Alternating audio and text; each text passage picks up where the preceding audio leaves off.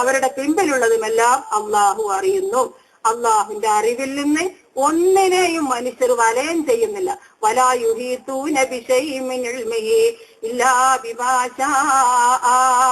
അള്ളാഹു ഉദ്ദേശിച്ചതൊഴികെ അവന്റെ അറിവിൽ നിന്ന് ഒന്നിനെയും അവർ വലയം ചെയ്യുന്നില്ല. വസിയ കുർസിയു സമാവാതി വൽ അർള. അവന്റെ സിംഹാസനം ആകാശത്തെയും ഭൂമിയേക്കാൾ വിശാലമായിരിക്കുന്നു. വലാ യുഹീതൂന ബിശൈഇൻ വലാ യഉദുഹു ഹിഫ്ളുഹുമാ വഹുവൽ അലിയ്യുൽ അലീം. ആകാശഭൂമികളുടെ പ്രപഞ്ചത്തിന്റെ സംരക്ഷണത്തില്, അതിന്റെ സൃഷ്ടിപ്പില്, അതിന്റെ മുന്നോട്ടുള്ള ഗമനത്തില് അള്ളാഹു ഒരിക്കലും ക്ഷീണിക്കുന്നുമില്ല. ഒരു ക്ഷീണം പഠിച്ചവനില്ല. അവന് ഉന്നതനാകുന്നു, മഹാനാകുന്നു. അതാണ് അതിന്റെ അർത്ഥം. ഇത്രയും സിഫത്തുകൾ എടുത്തു പറഞ്ഞുകൊണ്ട് അള്ളാഹു പറയുന്നു, അല്ലാഹു ലാ ഇലാഹ ഇല്ലാ ഹുവ. അള്ളാഹു, അവനൊഴികെ ആരാധനക്കർഹൻ ആരും തന്നെ ഇല്ല. ആയത്തെ കുറിച്ച് പഠിക്കുമ്പോൾ അതിന്റെ അർത്ഥം സഹിതം പഠിക്കുക.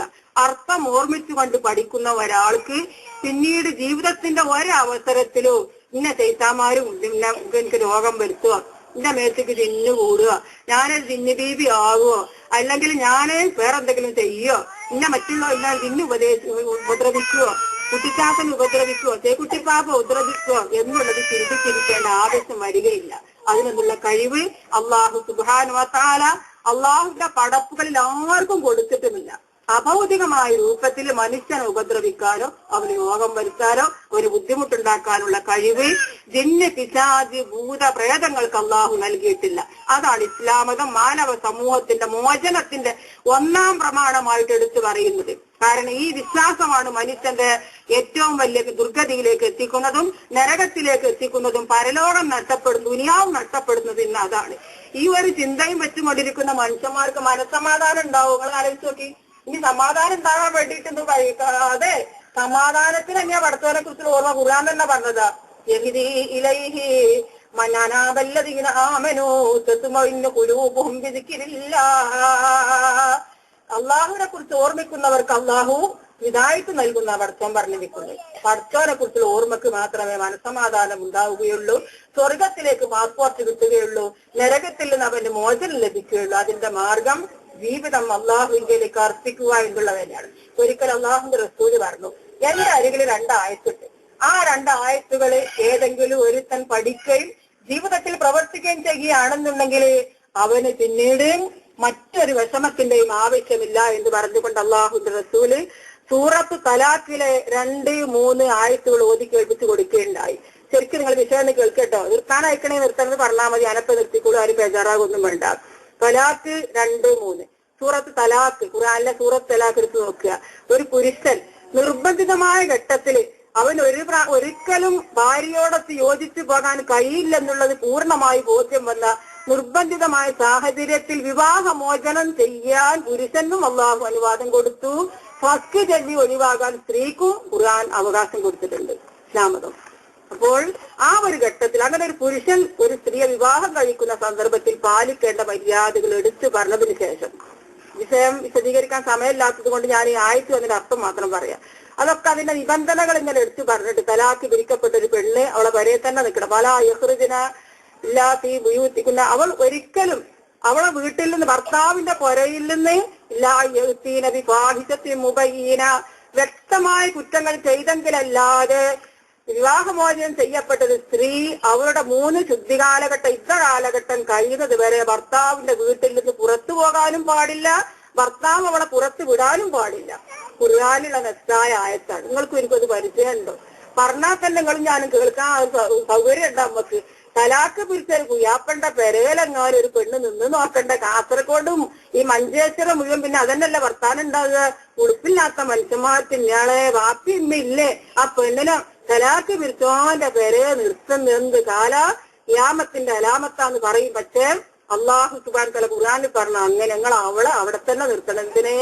മനസ്സിൽ മാറ്റം വരാൻ ചെയ്തു പോയ ഈ ഒരു വിവാചന, അങ്ങനെ ഒരു പ്രതിസന്ധിക്ക്, അങ്ങനെ ഒരു തലാഖിന് കാരണമാക്കിയ ആ തെറ്റിനെ കുറിച്ച് ചിന്തിക്കാനും തെറ്റിനെ കുറിച്ച് ഖേദിച്ച് മടങ്ങുവാനും വീണ്ടും ആ ബന്ധം നല്ല നിലക്ക് മുന്നോട്ട് കൊണ്ടുപോകേണ്ടതിന് വേണ്ടി അള്ളാഹു വെച്ചൊരു നിയമമാണ്.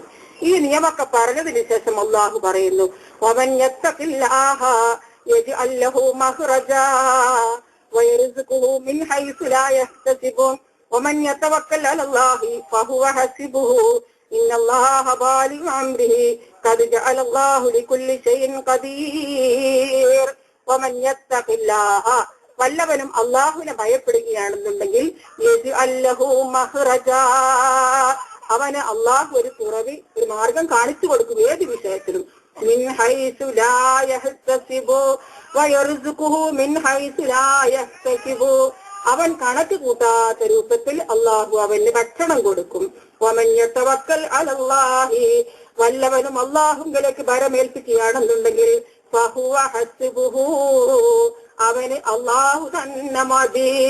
പടച്ചോനിക്ക് അവനെ ഭരമേൽപ്പിച്ചാൽ അവന് പിന്നെ ജിന്നും വേണ്ട, കുട്ടിച്ചാത്തനും വേണ്ട, ഒന്നും വേണ്ട. അവനെ സഹായിക്കാൻ, അവനെ രക്ഷിക്കാൻ, അവനെ എല്ലാ കാര്യത്തിലും താങ്ങും തണലുമാകാൻ അവൻ അള്ളാഹു തന്നെ മതി.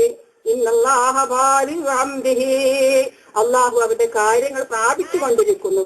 ഖദ് ജഅലല്ലാഹു ലികുല്ലി ഷൈഇൻ ഖദീർ അള്ളാഹു എല്ലാ കാര്യത്തിലും കഴിവുള്ളവനാണ്. ഞാൻ ഉദാഹരണം പറയാണ് കേട്ടോ. ചെറിയൊരു വീട്, ചെറുന്ന ചോർന്നൊലിക്കുന്ന അല്ലെങ്കിൽ ചെറിയ ഓടിട്ട ചെറിയൊരു വീട്. ആ വീട്ടിൽ ഒരു ഉമ്മ, ഒരു ഉപ്പ, 2-3 മക്കള്.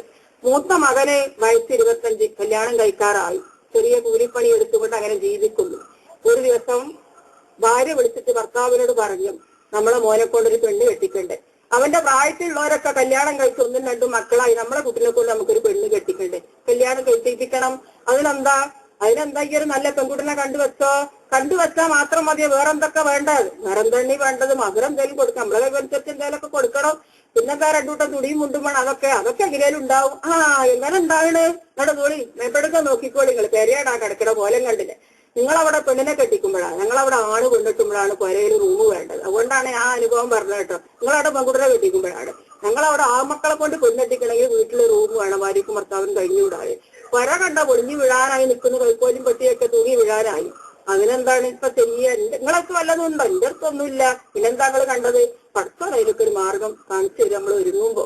ഇവള് പറയാ മാർഗം. പിന്നെ എന്താ മാർഗം? എന്താ എല്ലാരും കാട്ടുന്ന മാർഗം? ഞാനും നമ്മളും കാണുക. എന്താ മാർഗം എല്ലാരും കാട്ടുന്നത്? 2 ലക്ഷം രൂപ സ്ത്രീധനം വാങ്ങിയ, പിന്നെ അത്യാവശ്യം പെണ്ണും പണ്ടൊക്കെ അതും വാങ്ങിയാല് അതുകൊണ്ട് പെണ്ണിന്റെ മഹറും തുണിയും മുണ്ടും ഒക്കെ ഉണ്ടാക്കുക. ഈ പൊരയും കൂടിയൊക്കെ ഒന്ന് മാറ്റി ഒരു ചെറിയ റൂമും അതൊക്കെ നന്നാക്കും ചെയ്യാം. എന്താ നമുക്ക് ചെയ്തുകൂടെ? എല്ലാരും ചെയ്യുന്നു.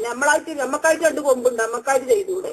അത് ചോദിച്ചപ്പം അതിങ്ങനെ കേൾക്കുമ്പം ഈ ഭർത്താവിന്റെ വയറ്റിന്ന് ഇങ്ങനെ ഒരു കത്തിക്കാണല്, ശരീരം ഇങ്ങനെ ഒരു വിറയല്. എന്തിന്? ചിക്കുങ്കുനെ പിടിച്ചിട്ടല്ല, പനിച്ചിട്ടല്ല. പിന്നെ എന്തിനാ പറയുന്നത്? സർവശക്തനായ അള്ളാഹുവിനെ കുറിച്ചുള്ള ഭയം കൊണ്ട് ആ മനുഷ്യന്റെ കയ്യും കാലും ഇങ്ങനെ വിറച്ചിട്ട് പറഞ്ഞു, എന്നാലേ ഈ എന്നോട് ആ വിഷയം പറയരുത് ഒരിക്കലും. ആ ഒരു കാര്യത്തിൽ എന്നെ ഈ നിർബന്ധിക്കരുത്. ഈ നോക്ക്, എന്റെ ഈ ശരീരത്തിൽ ഒഴുകുന്ന രക്തം ഞാൻ അധ്വാനത്തിന്റെ വിയർപ്പാണ്.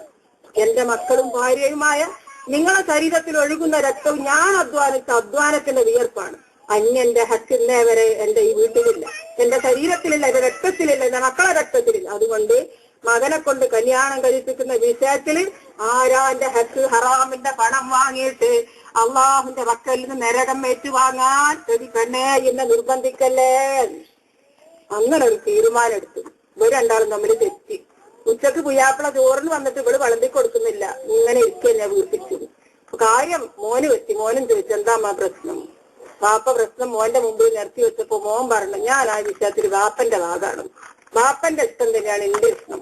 ആരാന്റെ ഹക്ക് വാങ്ങിയിട്ട് പെൺകുട്ടിയുടെ ഉപ്പയിൽ നിന്ന് അദ്ദേഹത്തെ കാർന്ന് തിന്നുകൊണ്ട് പിഴിഞ്ഞെടുത്തുകൊണ്ട് സ്ത്രീധനം വാങ്ങിയിട്ട് പെണ്ണ് കെട്ടാൻ ഞാനും ഒരുക്കല്ലമ്മ. എന്നാ നിങ്ങൾ തന്തി മോനും തന്നെ ഉണ്ടായിക്കോ, എന്തെങ്കിലും മാർഗം കണ്ടോ? മോൻ പറഞ്ഞു, ഞാനൊരു വയ്യൊക്കെ കണ്ടുവച്ചിരിക്കണമ്മ. ഞാൻ അന്നാന്ന് നയിച്ച് കിട്ടുന്ന കൂലി 200 റുപ്യ കൂലി കിട്ടുന്നത് മുഴുവൻ അങ്ങാടിയിൽ പോയി കണ്ട് വലിയ വലിയ മീനും വാങ്ങണം, ഇക്കോറി ആകോലിയും വാങ്ങി കൊണ്ടുവന്നിട്ടില്ല. അതിന് കുറച്ച് ഒരു 50 റുപ്യ വെച്ചിട്ട് ഞാനൊരു കുറിയിൽ ഇങ്ങനെ കൂടിയിരിക്കണം, അല്ലെങ്കിൽ പോസ്റ്റ് ഓഫീസിൽ ഇട്ടിരിക്കണേ. അതെടുത്ത തൽക്കാലം ചെറിയ തോതിൽ മഹറ് കൊടുക്കാനും തുണിയും കൊണ്ടും വാങ്ങാനൊക്കെ അതുണ്ടാവും. അത് മതി അമ്മക്ക്. വളരെ ശരി. എന്നാ അങ്ങനെ നല്ലൊരു പെൺകുട്ടിനെ കണ്ട് കല്യാണം നിശ്ചയിച്ചു. എല്ലാവർക്കും നല്ല സന്തോഷം. ആണത്തുള്ള ആൺകുട്ടിയാണ്. ആരാന്റെ ഹക്ക് വാങ്ങാതെ സ്ത്രീധനം വാങ്ങാതെ പെണ്ണ് കെട്ടുന്ന ഒരുത്തൻ നമുക്ക് എല്ലാവർക്കും അവനെ സഹായിക്കണം. എല്ലാവരും ആ കല്യാണത്തിൽ വളരെ സന്തോഷത്തോടുകൂടി പങ്കെടുത്ത് വലിയ കൊച്ചിയൊന്നും അവിടെ ഇല്ല, ഉള്ളതൊക്കെ തിന്നിട്ട് പോകുന്ന അവസരത്തിൽ വലത്തെ കൈ കൊണ്ട് കൊടുത്തത് ഇടത്തെ കൈ അറിയാതെ മേത്തലയിൽ സെക്കീര 150 റുപ്യ എന്നിങ്ങനെ നോട്ട് ബുക്കിലും എഴുതിയിട്ടിട്ടല്ല, എഴുതി വെക്കാത്ത രൂപത്തില് അതിങ്ങനെ കയ്യിൽ ഇങ്ങനെ കൊടുത്തിട്ട് ഓരോ പൊതി ഇങ്ങനെ കൊടുത്ത് കല്യാണം ഭംഗിയായി കഴിഞ്ഞ് പിറ്റേ ദിവസം അവരെ വീട് ആ പൊളിഞ്ഞു ചാടിയ കൗക്കോലും പട്ടിയൊക്കെ ഒന്ന് മാറ്റാനും ഭാര്യക്കും ഭർത്താവിനും കിടക്കാനൊരു മുറി ഉണ്ടാക്കാനും എല്ലാമുള്ള വക അല്ലാഹു സുബ്ഹാനഹു വ തആല അവരറിയാത്ത രൂപത്തിൽ അവർക്ക് കൊടുത്തു. അതാണ് പടച്ചോൻ പറഞ്ഞത്, അള്ളാഹുവിലേക്ക് വരമേൽപ്പിക്കുന്നവർക്ക് അവർ വിചാരിക്കാത്ത കണക്ക് കൂട്ടാത്ത രൂപത്തിൽ അല്ലാഹു സുബ്ഹാനഹു വ തആല അവർക്ക് ഭക്ഷണം നൽകുകയും ചെയ്യുന്നു. അതാണ് പടച്ചോനിക്ക് തവക്കൽ വെക്കാൻ അള്ളാഹു കൽപ്പിച്ചിരിക്കുന്നത്. അങ്ങനെ 2 തവക്കൽ, ഈ തവക്കലാണ് സത്യവിശ്വാസ ജീവിതത്തിൽ ഉണ്ടായിരിക്കേണ്ടത്. അള്ളാഹുവിനെ വിളിച്ച് പ്രാർത്ഥിക്കുക, അവനോട് നേർച്ചാർപ്പിക്കുക, അവന്റെ പ്രീതിയും പൊരുത്തം ലക്ഷ്യം വെച്ചുകൊണ്ട് നല്ല കാര്യങ്ങൾ പരമാവധി പ്രവർത്തിക്കുക. ഒന്നുമില്ലെങ്കിൽ അള്ളാഹുവിന്റെ റസൂല് പറഞ്ഞു കുല്ലു മഅറൂഫിൻ സദഖ, എല്ലാ നല്ല വാക്കുകളും ധർമ്മമാണ്. ഒരു ബുദ്ധിമുട്ടി നിൽക്കുന്ന ഒരു പെണ്ണിനോട്, മനസ്സിൽ തിടുങ്ങി നിൽക്കുന്ന ഒരാളോട് നമ്മളൊരു നല്ല വാക്ക് പറഞ്ഞു കൊടുക്കണം. സാരല്ല, ഇവരെക്കാളൊക്കെ വലിയ ഭയങ്കര ബുദ്ധിമുട്ട്, വലിയ രോഗങ്ങളൊക്കെ എത്ര ഉണ്ട്, ഒക്കെ പടക്കം ആക്കി തരുട്ടോ, ഇത് അപൂർവമായി, സാരല്ല എന്നൊരു വാക്ക് നമ്മൾ പറഞ്ഞാൽ ആ വാക്കും സദക്കയാണ്, സ്വർഗത്തിലേക്കുള്ള നമുക്കുള്ള വഴിയാണ്. ഇങ്ങനെയാണ് അള്ളാഹുവിന്റെ വചനങ്ങൾ നമ്മൾ ഉൾക്കൊള്ളേണ്ടത്. അതോടൊപ്പം അന്ധവിശ്വാസങ്ങൾ നമ്മൾ ഇല്ലാതാക്കുക. അള്ളാഹുവിന്റെ റസൂല് പറഞ്ഞ 1-2 ഹദീസ് കൂടി പഠിപ്പിച്ചുകൊണ്ട് ഞാൻ നിർത്താം. നബി ഹുറൈറ റളിയല്ലാഹു കാല റസൂലുള്ളാഹി സ്വല്ലല്ലാഹു അലൈഹി വസല്ലം മൻ അതാ റാഫൻ ഔ കാഹിനൻ ഫസദ്ദഖഹു ബിമാ യഖൂലു ഫഖദ് കഫറ ബിമാ ഉൻസില അലാ മുഹമ്മദിൻ സ്വല്ലല്ലാഹു അലൈഹി വസല്ലം റവാഹു അർബഅ. നബി ഹുറൈറ റളിയല്ലാഹു അൻഹു പറയുകയാണ്, കാല റസൂലുള്ളാഹി സ്വല്ലല്ലാഹു അലൈഹി വസല്ലം, തിരുമേനി സ്വല്ലല്ലാഹു അലൈഹി വസല്ലം പറഞ്ഞു, മൻ അതാ റാഫൻ, വല്ലവരും നോട്ടക്കാരെ സമീപിച്ചു, ഔ കാഹിനൻ, കണക്ക് നോക്കുന്നവരെ സമീപിച്ചു, പ്രശ്നം വെക്കുന്നവരെ സമീപിച്ചു, ഫസദ്ദഖഹു, അവൻ പറഞ്ഞ സത്യപ്പെടുത്തുകയും ചെയ്തു. പണിക്കന്മാരെ സമീപിക്കുന്നത് എന്തിനാണ്? നേരത്തെ പറഞ്ഞ രൂപത്തിലുള്ള കാര്യങ്ങൾക്കാ പണിക്കന്മാരെ സമീപിക്കുന്നത്. രോഗം മാറാൻ, ഇഞ്ചക്ഷൻ എടുക്കാൻ, മരുന്ന് കിട്ടാൻ വേണ്ടി പണിക്കന്മാരെടുത്ത് പോകാറില്ല. ഈ വക കാര്യങ്ങൾക്ക്, സിഹ്റ് ചെയ്യാന്, ചെയ്യിപ്പിക്കാന്, കൂടോത്രം ചെയ്യാന്, ചെയ്യിപ്പിക്കാന്, ഇത്തരം കാര്യങ്ങൾക്കാണ് ഇവരൊക്കെ സമീപിക്കുന്നത്. ഫസദ്ദഖഹു, അവർ പറഞ്ഞ സത്യമാണെന്ന് വിശ്വസിച്ചു. ഇവരുടെ പണി എന്താണ്? ഈ വക മനുഷ്യന്മാരെ മനസ്സിലുള്ള അന്ധവിശ്വാസങ്ങളെ അതിന് വേറെ വെപ്പിച്ചുകൊണ്ട് വളർത്തിയെടുക്കുക എന്നുള്ളതാണ് ഇത്തരക്കാരുടെ ജോലി. അവരൊരിക്കലും ജനങ്ങൾക്ക് കാര്യം പറഞ്ഞ് മനസ്സിലാക്കി കൊടുക്കുകയില്ല.